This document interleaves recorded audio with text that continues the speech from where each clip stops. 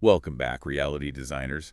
Our own Denny Vann has flagged a particularly interesting piece of work for us to explore. Oh, yeah. What's he found this time? It's a book called Transhuman Genocide, The Enemy at the Gate by Ron Johnson. And, well, it makes some pretty bold claims. Transhuman Genocide. Oh, okay. Okay, that's quite a title. It is. And, you know, our listeners sometimes share these really thought-provoking sources, and this one definitely fits. So we've done the homework, gone through it thoroughly. Right. And the plan today is to basically unpack it, give everyone the core arguments. Exactly. We want to lay out what the book says, clearly, and keep it engaging without getting bogged down. Respect people's time. Sounds good. It's a heavy topic, so let's dive in. So this deep dive is really about understanding the book's central premise, Which is? that there's this technologically driven transhumanist agenda that's unfolding right now, and it's presented as a major threat. A threat to humanity itself. That's the argument. Yeah. We need to look at who the book says is involved, the tech they're supposedly using. The motivations behind it all, and importantly, what the author suggests people can do about it. Defense methods. It's a lot. So let's start with that enemy at the gate idea. Transhumanism as assimilation. Okay. So the book argues that transhumanism, a term we hear a lot, is sort of a sanitized way. A politically correct way. Exactly. A politically correct way to describe assimilating humans into cyborgs. And controlled by a central computer, like a hive mind. Pretty much. The book explicitly compares it to the Borg from Star Trek, a collective consciousness, a singularity, loss of the individual. So not just people choosing cool tech upgrades? No, not at all, according to this author. It's framed as a forced integration. Loss of autonomy is key here. And the timeline. This isn't science fiction set centuries from now. Not according to the book. It argues this process is accelerating, that we're talking a few short years, not A decades. few years. What makes the author claim such urgency? They point to what they call brain hacking technologies, things like Neuralink. Elon Musk's company. Right.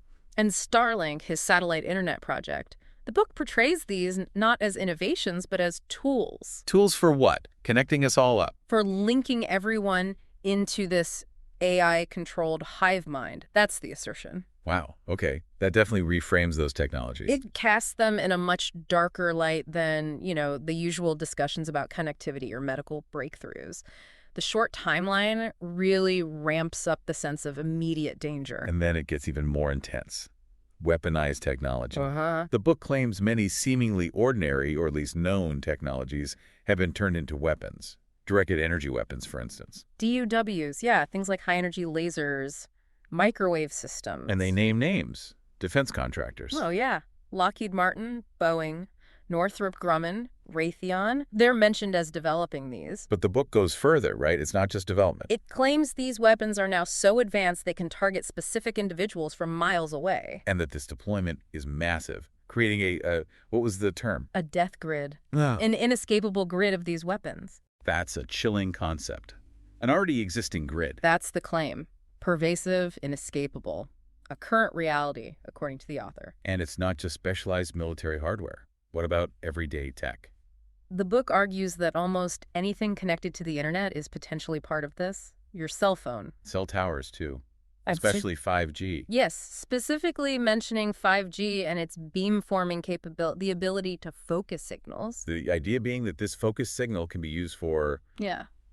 targeting, tracking, and killing. That's the allegation. That this capability is either built in at the factory or added through hacking. Basically, the devices we rely on are turned against us. Taking technological vulnerability to a whole new level. Absolutely. And there's a military angle, too, linking back to Musk. Right. The book mentioned his companies are building an army of robots Yeah, and that this robot army will merge with SpaceX. to form a new kind of space force. Yeah. A branch of the military. That's the picture painted. A highly automated, technologically advanced force tied into this agenda. And there are even more advanced weapons mentioned. Tesla howitzers. Using things called gyrotrons, high-power microwave tubes. Quantum tunneling. That sounds very sci-fi. It does.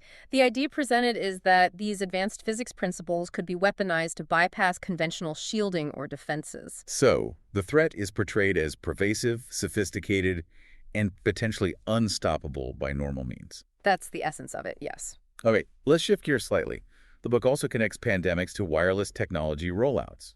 How does that argument work? Well, the core claim is that EMF radiation exposure electromagnetic fields is a primary trigger for diseases, including cancer. By damaging the immune system. Exactly, weakening it significantly. The author compares the effect to something like AIDS and specifically notes that white blood cells are highly sensitive to radiation. So EMS makes us more vulnerable. That's the argument. And they introduce a specific mechanism, the Matra effect. MATRA, Yeah. magnetically assisted transfection. That's the one. The idea is that EMF exposure changes cell membranes, makes them more permeable. Letting diseases and toxins get in more easily. Precisely. Turning potentially mild infections into severe ones. It's presented as a way EMF actively facilitates disease, not just weakens defenses. And the book sees a historical pattern here. Yes, this was quite striking. The author claims every major wireless tech upgrade since the Spanish flu has coincided with a strange new epidemic or neurological disease. Seriously, what examples do they give? Things like TV broadcasting and the rise of polio, radar and satellite tech linked to increased radiation illnesses, And more recently, the Wuhan 5G timeline. They highlight the 5G rollout in Wuhan happening just before the COVID-19 outbreak as a key modern example of this alleged pattern. using historical correlation as evidence. Significant evidence, in the author's view, supporting the link between wireless tech and public health crises. So the overall picture is, while we're all distracted by lockdowns, wars, politics, This AI-driven transhumanist consortium is working behind the scenes. quietly developing and deploying all this technology, is that the idea? That's exactly the narrative. A hidden group, a coordinated effort, operating without public knowledge or consent. And the ultimate goals. What does the book say they're aiming for? It's pretty grim. The elimination of freedoms, getting rid of gender distinctions. A general poisoning of the environment to shorten lifespans. Real nightmares, as the book puts it. Yes. And widespread automation leading to what they call soylent green ghettos for the marginalized. Forced assimilation, too, like needing a brain chip to get a job. No brain chip, no job. That's the phrase used. And the overall marginalization of organic humans who resist. A truly dystopian vision. Extremely. Loss of liberty, massive social engineering, a split humanity. Okay, so given this frankly terrifying scenario, the book must offer some way to fight back or survive. It does. The second half shifts heavily towards defense, and the primary focus is EMF shielding. Shielding against electromagnetic fields and these energy weapons. Exactly. The book sees the rise of the EMF shielding industry as a direct response to these dangers. Shielding is presented as basically the only way to survive direct attacks. So it becomes a practical guide at this point. Very much so. It gets into the different types of EMF radiation static fields, electromagnetic fields, radiation from antennas, high-energy particles used in weapons. Explaining the threat in detail. Yes, and explaining the tech behind the alleged weapons, gyrotrons, free electron lasers, FELs, particle beams, linear accelerators, how they work. To justify the need for specific defenses. Right, and it brings back that death grid concept. That it's everywhere. Cities, towns, even remote areas. No safe place. That's the assertion. And the book encourages people experiencing strange symptoms, things sometimes called Havana syndrome or just unexplained phenomena. To look online. For targeted individuals. Yes, to see these hashtags and threads suggesting their experiences aren't isolated but part of this larger grid assault. And the book points fingers at governments. Oh, absolutely. It accuses governments of being in Terminator mode. Terminator mode. What's the evidence cited for that? Things like pointing to vaccines as toxic, claiming food, air, and water are poisoned.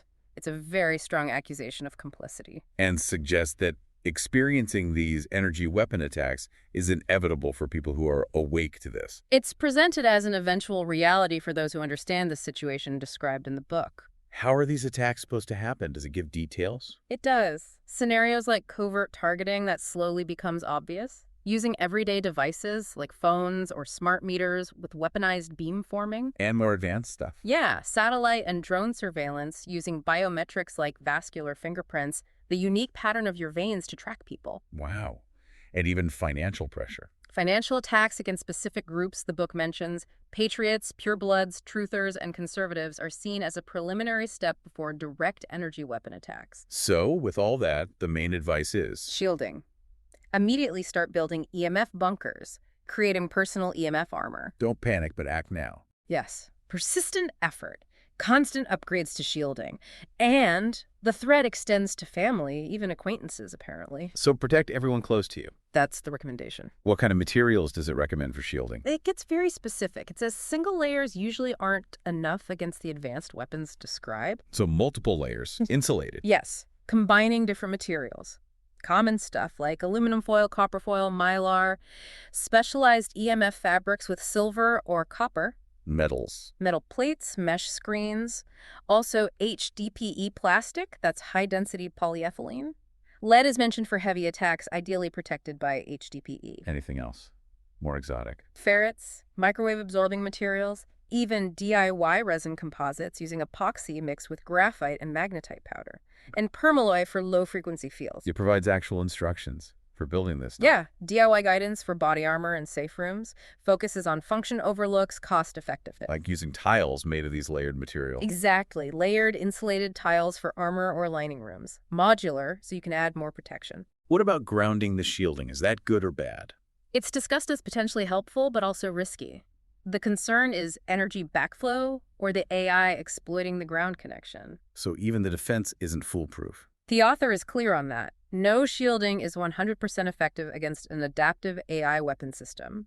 Continuous upgrades and experimenting are needed. Is a safe room enough, or is armor better? Safe rooms are good, but the book leans towards military-grade armor as ultimately more effective, especially against tech that might penetrate static shielding. And it gets specific about body parts. Very specific. Head protection skull caps, helmets with neck extensions, thyroid shields, torso vests, lower body protection, legs, feet. The idea is the system will target any weak spot. And it warns against ineffective products, things sold online. Definitely. It dismisses things like USB sticks, pendants, jammers, orgonite, saying they don't work. What does work, according to the book? Line of sight blocking. Physically stopping the radiation path is key. And using EMF meters to actually test if your shielding is working. Don't just trust the product claims. Okay. Any other advanced concepts discussed? Resonance.